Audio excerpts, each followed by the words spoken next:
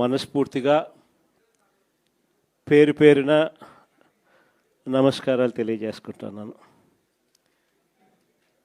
ఈరోజు మనమంతా కూడా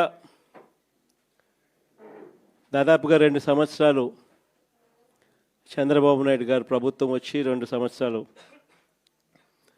అయిపోవస్తూ ఉంది. ఇక మరో 3 సంవత్సరాల్లో మాత్రమే మిగిలి ఉన్న పరిస్థితులు కనిపిస్తూ ఉన్నాయి. ఈ 2 సంవత్సరాలలో చంద్రబాబు నాయుడు గారి వల్ల ప్రజలకు కానీ,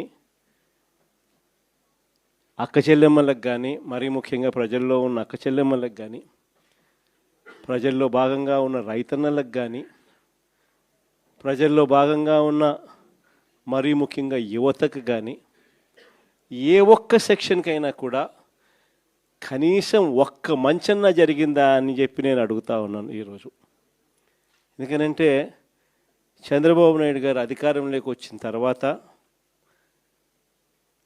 జరిగింది ఏమిటి అని చెప్పి ఒక్కసారి మనం వెనక్కి వెళ్ళి బేరీజు వేసుకుంటే జరిగింది ఏమిటి అని అంటే, ఇంతకుముందు మన ప్రభుత్వంలో